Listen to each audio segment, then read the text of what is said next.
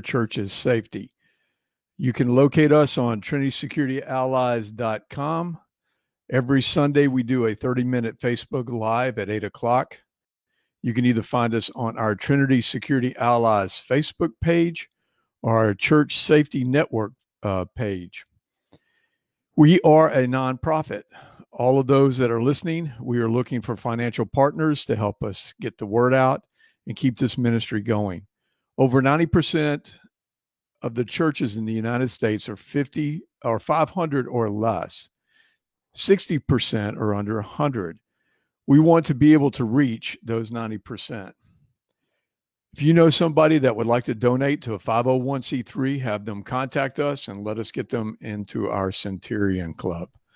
We do have resources on our webpage. We have putting together a safety plan, developing a safety team, carrying weapons in church, and then also Sunday morning, what to look for.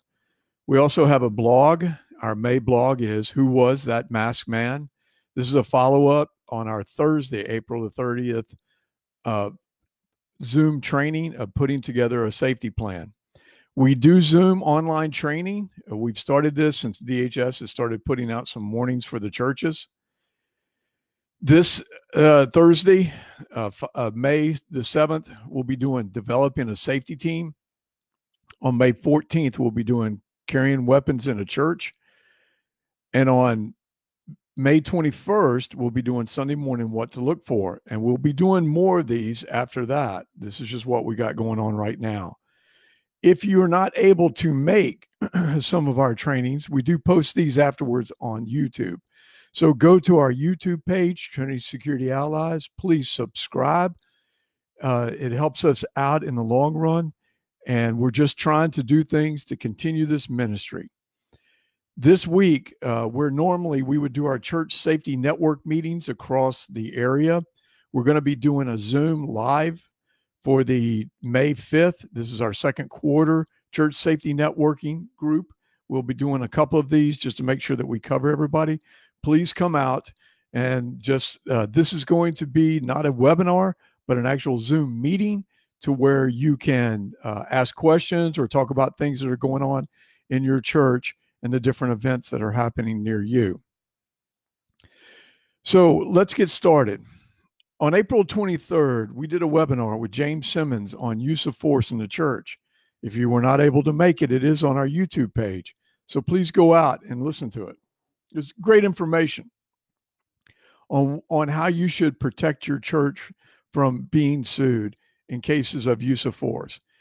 During that time, we talked about training, and we talked about what type of training you should have and stay away from the different companies that maybe want to teach you how to do tactical combat training.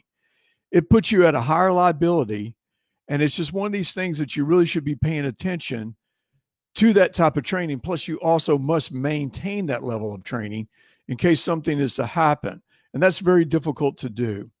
One of the things that we didn't talk about much was about the type of training you should be doing. If you do active shooter training, that's after an active shooter has started and it's already gone south. Training should be proactive, not reactive. What to look for when at church. If the shooting has already started, you're too late. We teach classes on situational awareness and threat profiling, followed with verbal de-escalation. These are the classes that you should be talking about. And then, yes, of course, we do want to do classes on active shooter. But really, the things that you're going to have happen inside your church are probably going to be a disruptive attendee, domestic violence, a prophet that comes in, domestic violence. These are type of things that you should be training on and knowing how to handle these things instead of just always worried about the active shooter. Because if you don't spot the possible threat before it happens, you're already behind. You're already behind. You should be reading books like Left to Bang by Jason Van Horn or Patrick Van Horn, or Jason A. Riley. In every shooting, we do an after-action critique. And in almost every one that we look at, with the exception of ambush, there are certain warning signs that if the officers had picked them up, the outcome would have probably been different. Now, I know what you're thinking. And no, I'm not a Monday morning quarterback. I'm just saying we learn from our actions and our mistakes. I cannot tell you how many times I saw video or reviewed a shooting that helped me later on the streets by using the information that I had learned from these other shootings to move out of harm's way. Some of the other things that we really don't talk about enough is what happens after a traumatic experience. This is something that you really need to be paying attention to also. When I do concealed weapon classes, I talk about that if you ever have to draw your weapon and use it, your life completely changes. It is never the same. You may learn how to live with it, but it always sticks in your mind. And a lot of times you're trying to second guess yourself whether or not you could have done something different to keep what happened from happening. I tell the story of where I almost shot what I thought was somebody breaking into my house, only to find out that it was my paper boy. I would have been justified in what had happened. When you hear the circumstances, you would understand and you would say, yes, you probably would have done the same thing. But the thing about it was he was unarmed. And if it would have happened, like I said, even though I know I would have been justified, I would have had to have lived with that. And see, it's not only involving in a shooting. If you have any serious event that happens at your church, you need to make sure that you talk to everybody about what happens afterwards. One time we had a bank robbery in the town of Bel Air, and the teller, when we went and interviewed her, said she pushed the alarm button as soon as the robber came in and passed her the note, saying that this was a robbery and he wanted all the money. When we went back and reviewed the tape, we found out that she didn't press the alarm button, until after he was out of the bank and completely off the property. So when we sat down and talked with her about it, we found out that she had been a victim at another bank that had been robbed, and she had been pulled across the counter and slammed to the ground. So she was so scared when it happened the second time, it followed her. And these things you cannot ever get past that. A really good friend of mine told me one time that they had a robbery. She was a manager of a bank, and that they had a robbery. And in that robbery, the guy shot up the ceiling and they all thought that they might die. And it was one of these things of where when it was over, they had people come in, counselors that came in and walked around and helped all of the ones that were involved in this incident, except for her, because she was the manager of the bank and she wanted to be strong for everybody. So she didn't get any counseling at all. Several months later, when she was watching TV, a robbery on a TV show happened to go off, and she went in complete meltdown. She said that she just started crying. Her husband didn't know what had happened. The husband thought there was a death in the family. She could not stop, uncontrollable crying and shaking. And she realized that she really needed to have counseling just like everybody else. Dr. Matthew Toll wrote an article for Verywell Mind, and the article was Posting with PTSD Symptoms Following a Shooting. And what he said in it is, in the aftermath of a shooting, a person may experience a number of symptoms that would be considered part of an acute stress disorder response. But if they persist beyond a month, it would be what they call post-traumatic stress disorder. We just like to call it post-traumatic stress. Some of these symptoms may include frequent and intense nightmares about the event, intrusive thoughts or memories about the shooting that are easily triggered by things in your environment. For an example, newspaper articles, television shows, movies, conversations about the shooting. Attempts to avoid situations or places that remind you of that shooting. This may especially be in cases for places where you feel it could be a danger of experiencing a similar event again. A high fear of anxiety upon hearing sounds that are similar to a gunshot, such as car backfiring or fireworks. Feeling constantly on edge or always on guard, almost if there is a danger lurking around every corner. Having difficulty sleeping. For example, you may feel overly alert, and as a result, wake up in response to even the slightest sounds. The American Psychology Association did an article on managing your distress in the aftermath of a mass shooting. And they went in and said it's typical for people to experience a variety of emotions following such traumatic events as shock, sorrow, numbness, fear, anger, disillusion, grief, trouble sleeping, concentrating, eating, remembering simple tasks. But they went on and said that over time, the caring support of family and friends will help lessen the emotional impact. So some helpful tips about this is you talk about it. So one of the first things that we want to make sure that we do in case of a situation happens at our church is to get the counselors in and start to talk to the people that are there. You also should strive for balance. And what we talk about it, clear your mind, do some exercising, eat right, make sure that you focus. But of course, we as Christians, one of the things that when we're talking about striving for balance, I think that we also have to get into the Word and know that God is out there with us and is there for us.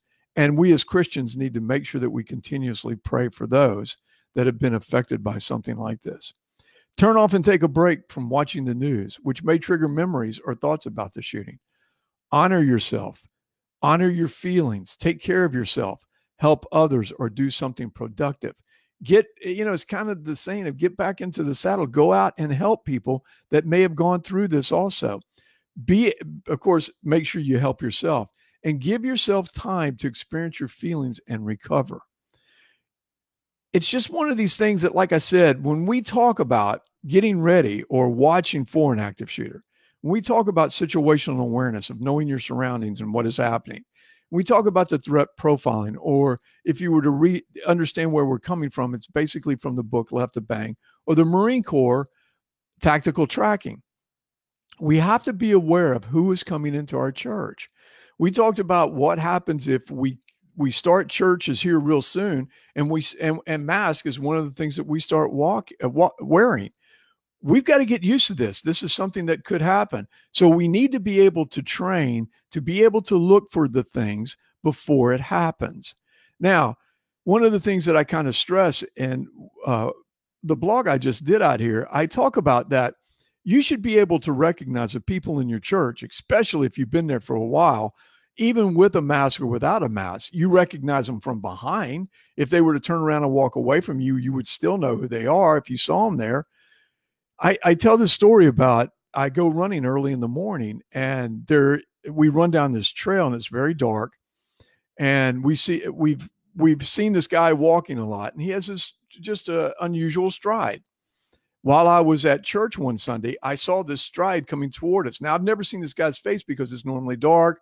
In the wintertime, it's cold. He may have a hoodie on. He may have a hat on. I've never really seen his face, but that stride I recognized as soon as he started coming toward the church. I went over and introduced myself, and sure enough, we started talking, and I said, "Hey, I'm the guy that runs past you a lot, me and my friend." And just because of his stride, I recognized him. So when we talk about that, we may have to wear masks. Understand these type of trainings, this situational awareness, threat profiling, verbal de-escalation is going to help you in these type of things. There's many different good examples of just questions to ask people if you do not know them. Now, one of my friends, I was talking about this, and I said that, we also, if we see somebody that we do not recognize, we need to go up and start talking to them. And his response is that his guys, it's very difficult for them to get into that greeter mindset. I kind of told him at that time that maybe he needed to get some other safety team guys, or maybe he needed to get some training, because really this is very important. If we are not the ambassadors for our church, we should make people feel at ease when they come in. Now, yes, you have your greeters, your ushers, you have other people that do these type of things, but you as a safety team leader and member should know you should strive to know everybody at your church. The watchmen on the towers in the olden days knew everybody in the village. They had to, because when strangers came in, they had to be able to watch them. They were an intelligence source. We should be that intelligence source. We should know everything that's basically happening inside our church without gossiping and things like that, without being the busybody. Just know what is happening inside your church. When I teach out at the academy, I talk to people all the time about when you go and find your district, when you go to the place that you're going to be patrolling, while you're in patrol, find the nosiest neighbor in the town, because they're the ones that are going to be able to give you information about what is happening. So what we want to do is we kind of want to be that information person, that if somebody comes up to us and say, "Hey, do you know that guy? He just walked in and I've never really paid attention to him or never seen him before." If he's been to your church before and is new, maybe you should have some information on him, at least the name. who he is or who she is, where they come from, what church did they come from, how did they hear about us, are they meeting somebody there, do people there? These are the type of things that are easy questions that if you're talking to somebody, I can tell you that within 2 minutes, you can figure out whether this person is a problem or not. It's just a little bit of training, but we can help you with this. But I want to go back to what we were originally talking about. One of the things that we really, really need to make sure that we do is we need to start talking about after an incident happens. We don't want to be there. We don't want to be there. But the thing of it is if it does happen in our church, we need to have some sort of plan that we can revert to who we would call to get them to come in and start talking to those people that were involved in that incident. And you want to make sure that you cover everybody on that. You want to make sure that you talk to everybody that is inside your worship center, even though they might not have seen what had happened. You want to put something out and get that information out there and let them know what had happened. And if they have some issues or problems or would like to talk to somebody, you've set up some sort of a hotline to where they can call, get prayer, and then also you can point them in the right direction as to who to contact to help them out in these situations. This is very important. This is something we really need to be talking about and we need to be thinking about. And it's just one that we'll probably do some more training on it, because it's very important that we know what to do after the incident happens. But we also should try to be prepared and be proactive. I can't stress this enough of being proactive and not letting that shooting happen. This is just where you get yourself into so much more trouble. So this Thursday, we're going to be talking about setting up a safety team. So come out, if go online to our Trinity Security website, Trinity Security Allies website, and you can find out how to register for this meeting, this training coming up, putting together developing a safety team. And then also our church safety networking will be this Tuesday at 7:00. Now, there'll be an open meeting. We will send out the link that you can get to the meeting. And this will allow you to be able to talk to us about things that are going on in your church and in the area. This is an open meeting. We're going to try to do these. It's like town hall. We've been doing it in our men's study and the different things like that. We're really excited about this. And plus, I'll get to see some of the friends that all of y'all out there that I haven't seen in a while. So please, May the 5th, 7:00. It's a Zoom meeting. It's our church safety networking group meeting. It is open, really, to tell you the truth, to anybody that may listen to us or hear us on this. Please, you can come out, because if it's something that's happening in a church over here in the Tampa Bay area, it could be going on over in your area. We do know that some churches have opened up, and it's really interesting to hear how they've done it, how they've done the social distancing, how they've set it up to where they're trying to guarantee everybody's safety. So make sure that you come out. We've got a lot of training going on. We really want to see you. On the 7th, we'll be talking about developing a safety team. That's one of our ebooks. Please go out. We cover a lot more information that's in the books. We covered a lot more information this past Thursday on developing a safety team. And with the webinar, you're able to do questions and answers. So, or ask questions and we try to answer them. And then it'll be placed out on YouTube. Please go out to our YouTube page and subscribe. That helps out our ministry. We really appreciate those things. And just make sure that you just start getting ready. We're getting ready. I know that our pastor's talking about it right now, of hoping that we can open up real soon. We're a large church. I know a lot of large churches are going to wait until the government finally says, hey, we can do it. There's a lot of things that we can protect ourselves with, but you need to be talking about that now. You need to be putting something out there right now. You need to be walking through what you're going to do to protect the church, your church members. Contact your insurance companies also. Find out if they have a problem with you opening up, especially if you're a large church. They may not want you to. I'm sorry, that's just the nature of the beast right now, because we're really concerned of what's going on with this virus.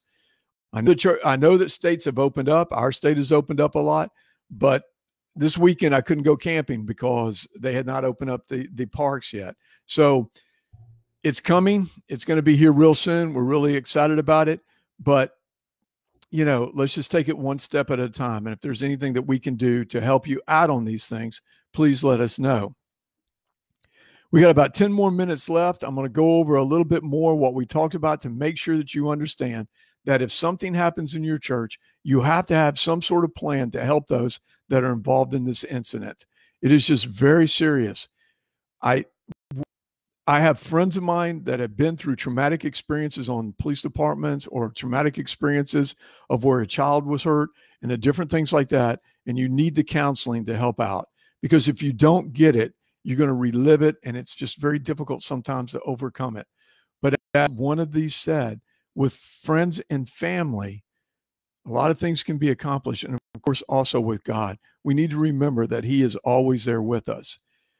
If we go to the scripture, we talk about this in Isaiah 41:13-14. It says, "For I am the Lord your God, who takes hold of your right hand and says to you, do not fear, I will help you. Do not be afraid, for I myself will help you, declares the Lord, your Redeemer, the Holy One of Israel." In Psalms 34:4, it says, "I prayed to the Lord and he answered me. He freed me from all my fears." Psalms 56:3 says, "When I am afraid, I put my trust in you." And then, of course, John 14:27. I love this verse. I just really do. "Peace I leave with you. My peace I give you. I do not give it to you as the world gives. Do not let your hearts be troubled, and do not be afraid." We need to make sure that we get together, we work together, we share information. We've got a lot of safety team people across the United States that we're getting a lot of information from, and we're sharing information, and we're just working real hard together to make sure that when we get ready to go back to as normal as we can get, that we're ready for it. And it's just something that we've been praying about and praying over, but we have to be watching and paying attention and making sure that we do it right. It is just one of these things that it is very, very, I'm excited about getting together again, but we have to be paying attention with what the Department of Homeland Security just put out recently. They put out 2 different articles. One was on the extremists wanting to use,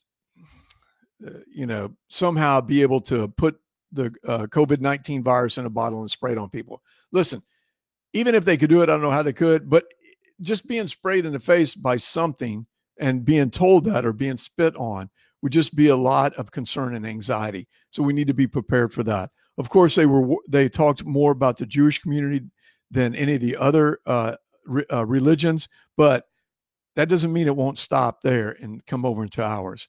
And then, of course, the last warning that DHS put out was that we just needed to make sure that we dusted off our security plans and we worked out what's going on, because when we start to go back to church, there are people out here who are hurting, want to come to church. They're looking for answers. We need to be there for them. We need to be ready for them. But there's also those that are going to be angry, and they may use this stressor as the COVID-19. They lost their business. They lost their family. They lost something to come in and do something desperate to create a scene. So we just have to be alert of what is coming into our churches when we go live. I also want to reach out to any churches that have gone live, that have went back to the services, and please contact me, because I'd really like to know more about what you did. I read about a church in Missouri where they took, and this is probably the first time I've ever heard a really good use of the swimming pool noodles, but they use swimming pool noodles as their measurement of 6 feet. I hope we don't all have to come to that, but we have to make sure that we cover a lot of the things that are going to happen. One of the things that we also talk about when you do go live is make sure you put everything that you're going to do in some sort of procedures that you can read and study. Make sure that you have ways of cleaning the area after your services, especially if you have multiple services. And also, if something happens, be prepared and know what you're going to do if somebody comes back and says that they got the virus while attending your church, and you want to make sure that you know what to do.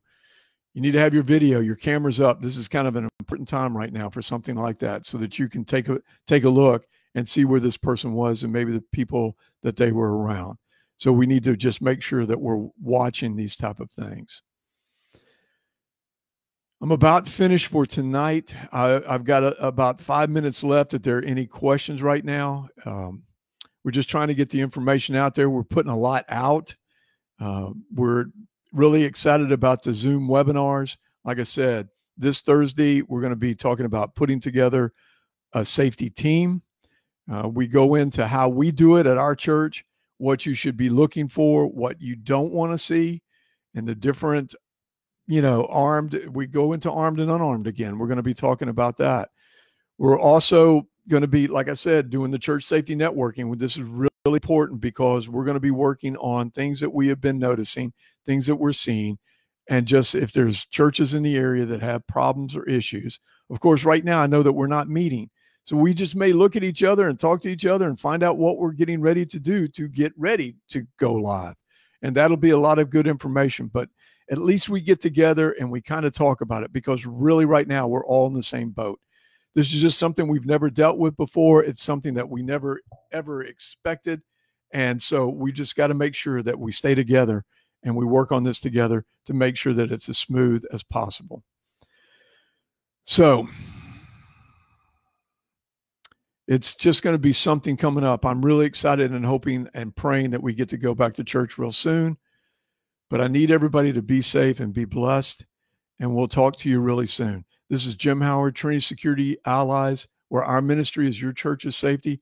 And I hope and pray that you go out to our website, register for this upcoming webinar. We're sending out emails, but you have to register for it. Thank you for everything that you're doing. God bless you and have a good night.